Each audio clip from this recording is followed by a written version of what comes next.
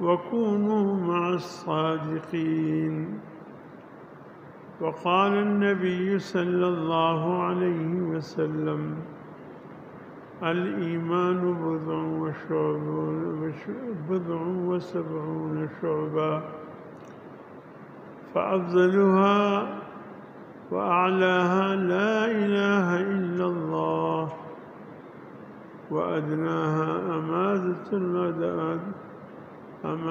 الأذى عن الطريق، والحياء شعبة من الإيمان. صدقت يا رب العالمين، وصدق رسوله النبي الأمي الكريم، ونحن على ذلك لمن الشاهدين والشاهدين، والحمد لله رب العالمين. واجب الاحترام بزرگوں، عزیز دوستوں، میں نے آپ حضرات کے سامنے اللہ کے کلام مجید میں سے ایک آیت اور فرمان رسول صلی اللہ علیہ وسلم میں سے ایک حدیث کی تلاوت کی۔ اس حدیث مبارکہ میں رب العالمین نے ایمان کے حوالے سے،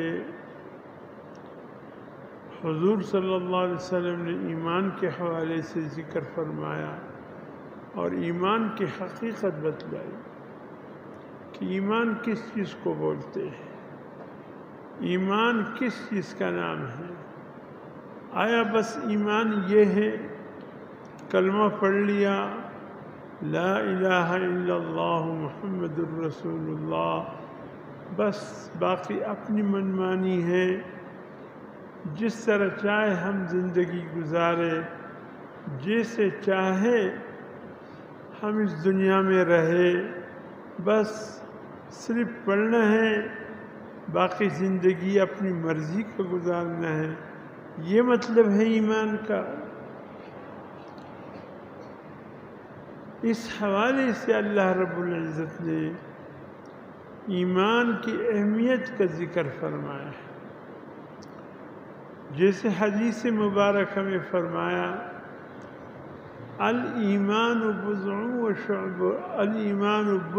وسبعون شعبہ، ایمان کے کچھ اوپر 70 شاخیں ہیں،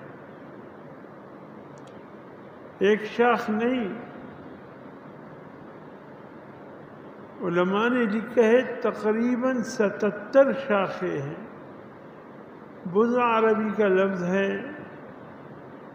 جب ایک تعداد پوری ہو جائے، جیسے یہاں 70 کا لفظ ہے، 70 تعداد پوری ہو گئی، اب کچھ اوپر ہے، کچھ اوپر کے لیے بضع کا لفظ استعمال ہوتا تھا، کم از کم 3 پر بولا جاتا ہے، زیادہ سے زیادہ 9 پر بولا جاتا ہے۔ تو علماء اکرام نے فرمایا بضع سے یہ مراد یعنی 7 ہے، 70 اور 7 77 شعبے ایمان کے ہیں، جس کا سب سے بلند اور اعلیٰ مرتبہ ایمان کا یہ ہے کہ کلمہ لا الہ الا اللہ محمد الرسول اللہ کا اقرار ہے، پھر اسی کے ماتحت زندگی گزارنا ہے۔ گویا پھر یہ اللہ کی محبت میں ایسے جڑ جائے، پھر اللہ کے لیے ہر قربانی دینا آسان ہو۔ صحابہ کرام کو دیکھ لیجئے، صرف پڑھنے کے حد تک ایمان نہیں تھا ان کا، انہوں نے حضور صلی اللہ علیہ وسلم کے ساتھ مل کر جتنی قربانیاں دی ہیں اللہ کی محبت میں، وہ ایک تاریخ ہے۔ آج بھی قرآن نے اگر کسی کے ایمان کو معیار بنایا ہے تو وہ صحابہ کرام کا ایمان ہے۔ فَإِنْ آمَنُوا بِمِثْلِ مَا آمَنْتُمْ بِهِ، اے مخاطب قرآن کے، اگر تم بھی ایسا ایمان لاؤ بِمِثْلِ مَا آمَنْتُمْ، جیسے میرے رسول کے اصحاب ایمان لائے ہیں، فَقَدْ اهْتَدَوْا، تو تم ہدایت پا جاؤ گے۔ گویا ہدایت کے لیے ضروری ہے کہ تمہارا ایمان معیار پر اترے، صحابہ کرام کے ایمان کی طرح تمہارا ایمان ہو۔ انہوں نے اللہ کی محبت میں گھر بار چھوڑا، اللہ کی محبت میں اپنے کل متاع کو چھوڑا، زمینوں کو چھوڑا۔ اکثر میں کہا کرتا ہوں، ہجرت کے بعد حضرت عبد الرحمن ابن عوف رضی اللہ تعالیٰ عنہ بہت ہی بلند مرتبے کے صحابی ہیں، عشرہ مبشرہ میں سے ہیں، دنیا میں جن کو حضور صلی اللہ علیہ وسلم کی زبان اقدس سے ایمان کی بشارت دی، یقیناً 100% جنتی ہے۔ تجارت میں اس قدر منسلک تھے کہ جب ہجرت کا حکم ہوا، کہا کہ دل چاہتا ہے کہ حضور صلی اللہ علیہ وسلم کے ساتھ ہی نکل جاؤ، لیکن کچھ معاملات لوگوں کے حق ہے، تاکہ لوگوں کا حق ان تک پہنچا دوں، ان کے دے دوں، اور لوگوں کے حق ادا ہو جائے، انشاءاللہ میں ہجرت کر کے مدینہ پہنچوں گا۔ اس وقت آپ کی جو بیوی تھی ایمان نہیں لائی، بہت کوشش کی لیکن وہ ایمان نہیں لائی۔ ایک ہی چھوٹا بیٹا تھا، وہ ابھی تک مکلف نہیں تھا۔ جو جمع پونجی ہاتھ لگا، اپنا کمائی اس کے گٹر سے بنایا اور روانہ ہو گئے ہجرت کے لیے۔ آگے گئی تو والدین سامنے آئے، عبد الرحمن یہ بیٹے کو لے کر کہاں جا رہے ہو؟ کہ میں اللہ کے رسول کے پاس ہجرت کر کے مدینہ جا رہا ہوں۔ کہا بیٹے کو نہیں لے جا سکتے؟ کہا میرا بیٹا ہے، میں جہاں لے جانا چاہوں کون مجھے روک سکتا ہے؟ کہ یہ اس وقت تمہارا بیٹا جب تم ہمارے مذہب اور دین پر تھے، اب تو نے ہمارے مذہب دین کو چھوڑ دیا، تو یہ بیٹا ہمارا ہے، تمہارا نہیں۔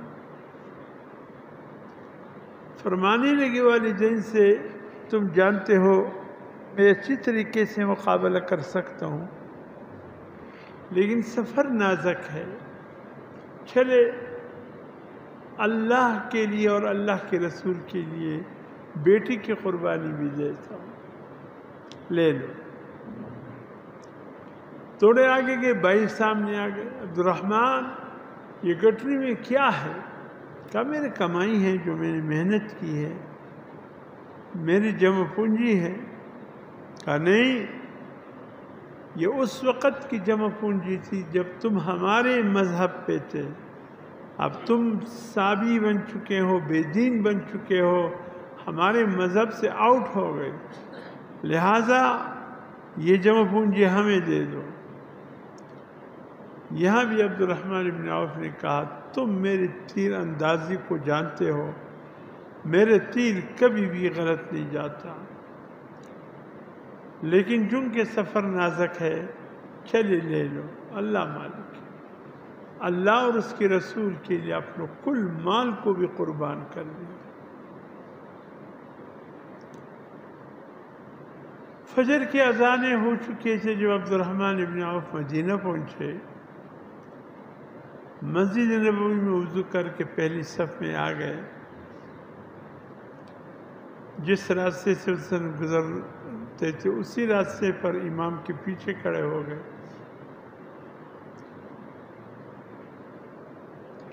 یہ وہی صحابی ہے جب حضرت عمر فاروق رضی اللہ تعالیٰ عنہ کو ظالم ابو لولو فیروز مجوسی ثم ایرانی اس بدبخت نے زہر میں بچا خنجر مارا، تو اس وقت حضرت عمر فاروق رضی اللہ تعالیٰ عنہ امامت کا اہل صف میں عبد الرحمن ابن عوف کو سمجھا، ہاتھ سے پکڑ کر عبد الرحمن ابن عوف سے کہا عبد الرحمن میں مصلی رسول پر طلبتا رہوں گا لیکن امت کی نماز خراب نہ ہونے پائے۔ عبد الرحمن ابن عوف نے وہ نماز جو حضرت عمر فاروق رضی اللہ تعالیٰ عنہ کے زخمی ہونے کے بعد آپ جو مصلی رسول پر گرے ہیں، اس نماز کو مکمل کرنے والے حضرت عبد الرحمن ابن عوف ہے۔ مختصر ترین فجر کی نماز عبد الرحمن ابن عوف نے پڑھائی، پہلی رکعت میں قل اعوذ برب الفلق اور دوسری میں قل اعوذ برب الناس پڑھائی، کہ اس وقت نازک مرحلہ تھا، لمبی صورتیں نہیں پڑھا سکتا تھا، سلام پھیر کر پھر حالات کا علم ہوا کیا ہو۔ تو اس وقت عبد الرحمن ابن عوف حضور صلی اللہ علیہ وسلم کے پیچھے کھڑے ہو گئے، حضور صلی اللہ علیہ وسلم نے نماز پڑھائی، سلام پھیرا تو اچانک عبد الرحمن ابن عوف پر نگاہ پڑی، فرمایا عبد الرحمن کب آئے؟ کہا یا رسول اللہ بس فجر کے قریب پہنچا۔ فرمایا کیا لائے؟ اللہ کے رسول بیوی پر اسلام پیش کیا، اس نے ایمان لانے سے انکار کیا، میں نے ختم، بس اور کچھ نہیں رہا۔ بیٹا تو والدین سامنے آ گئے، میں نے اللہ اور اس کے رسول کے لیے بیٹا بھی قربان کر کے دے دیا، کچھ جمع پونجی تھی میری کمائی، بھائی سامنے آ گئے، کہا ہمیں دے دو، میں نے وہ بھی دے دیا۔ یا رسول اللہ صلی اللہ علیہ وسلم سب کچھ قربان کر کے ایمان بچا کر لایا ہوں۔ حضور صلی اللہ علیہ وسلم نے تڑپ کر سینے سے لگایا، فرمایا عبد الرحمن بہت بڑی دولت بچا کر لائے، ایمان بچا کر لائے تو بہت بڑی دولت بچا کر لائے۔ اللہ کے لیے اس طرح قربانی دینا، آپ بتائیے یہ ایک مثال ہے، مثال کس انداز سے عبد الرحمن ابن عوف نے قربانی دی، مال قربان، اولاد قربان، بیوی قربان، زمینیں قربان، تنہا ایمان بچا کر مدینے پہنچے۔ اس چیز کا نام ایمان ہے کہ اللہ کے لیے سب کچھ قربان کر کے اپنی ایمان کو بچانا۔ حضرت صدیق اکبر رضی اللہ تعالیٰ عنہ غزوہ بدر میں حضور صلی اللہ علیہ وسلم کے شانہ بشانہ تھے۔ عبد الرحمن ابن ابی بکر اس وقت تک ایمان نہیں لائے تھے، جو آپ کا بیٹا تھا۔ اس ٹائم عبد الرحمن ابن ابی بکر کفار کی طرف سے لڑ رہا تھا، والد صدیق اکبر مسلمانوں کی طرف سے۔ ایمان لانے کے بعد عبد الرحمن ابن ابی بکر نے ایک دن کہا باجان غزوہ بدر کے دن کئی بار آپ میری تلوار کے زد میں آ گئے تھے، میں نے والد سمجھ کر اپنی تلوار کا رخ دوسری طرف کر لیا تھا۔ حضرت صدیق اکبر نے کیا جواب دیا؟ فرمایا بیٹے اگر میرے تلوار کی زد میں آتے تو خدا کی قسم میں تمہیں ٹکڑے ٹکڑے کر دیتا۔ یہ دنیا کی محبت کیا ہے اللہ کی محبت کے بعد؟ ایسا ایمان لانا ہے تو ایسا ایمان اپنا سب کچھ داؤ پر لگا کر ایک اللہ کو راضی کرنا ہے۔ اس لیے کسی نے کہا، خوب کہا، البتہ روم کا جملہ ہے یا کسی اور کا، چگویم کہ مسلمان یم بلرزم کہ دانم مشکلات لا الہ را، جب میں کہتا ہوں کہ میں مسلمان ہوں تو کانپ جاتا ہوں، جانتا ہوں کہ لا الہ الا اللہ کی راہ میں کیا مشکلات ہیں۔ یہ صرف بول نہیں،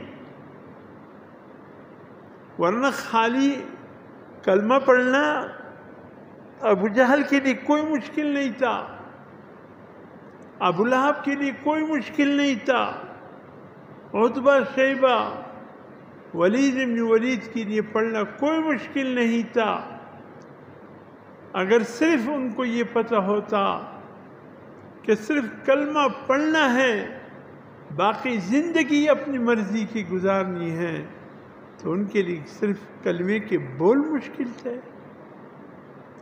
ان کو پتہ تھا کلمہ پڑھنے کے بعد بلال حبشی جیسا بننا پڑے گا، کلمہ پڑھنے کے بعد صدیق اکبر جیسا بننا پڑے گا، کلمہ پڑھنے کے بعد عمر عثمان علی کی طرح بننا پڑے گا۔ پھر صرف یہ بول نہیں، یہ زندگی کا ایک انقلاب ہے، پوری زندگی کو تبدیل کرنا ہوگا، صرف بول ہی نہیں۔ تو اس لیے فرمایا ایمان کا سب سے اعلیٰ شعبہ، سب سے عظیم شعبہ، سب سے بلند شعبہ یہ ہے فَأَفْضَلُهَا لا الہ الا اللہ، سب سے بلند ترین شعبہ لا الہ الا اللہ کا اقرار، اور پھر اس کے مطابق زندگی گزارنا۔ بلال کو تو اتنا ہی کہا جاتا تھا کہ بلال بس اتنا کہو کہ میں اللہ کو نہیں مانتا، زندگی بچ جائے گی۔ سمیہ اللہ اسلام کی سب سے پہلے شہیدہ، ابو جہل نے ایک دن سمیہ کو بلایا، کہا سمیہ کیا سچ ہے کہ تم نے کلمہ پڑھ لیا ہے؟ اس نبی پر تم کلمہ پڑھتی ہو، کیا سچ ہے؟ کہا سچ کیا؟ اے مکہ کے چودھری وڈیرے سردار سنو، کلمہ اب بھی میں تمہارے سامنے پڑھتی ہوں اور تمہیں بھی گواہ بناتی ہوں۔ دو مخالف نے اونٹوں کو کھڑا کیا، ایک پاؤں ایک اونٹ سے باندھا، دوسرا پاؤں دوسرے اونٹ سے باندھا، کہا اب بھی آخری موقع ہے، تمہاری جان کے ٹکڑے ٹکڑے ہو جائے گی، کہو میں کلمے سے انکار کرتی ہوں، کہا میں کلمے کے اقرار کرتی ہوں۔ اونٹوں کو بگایا، بیچ میں سے سمیہ چیر گئی۔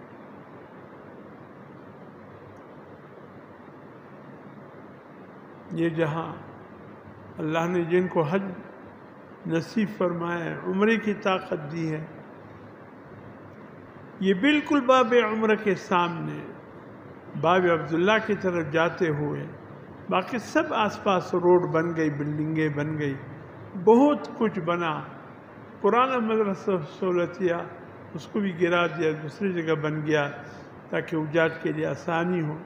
ایک چھوٹا سا میدان ہے، اس کو چار دیواری سے بند کیا ہے، اس کو وادی بنات کہا جاتا ہے۔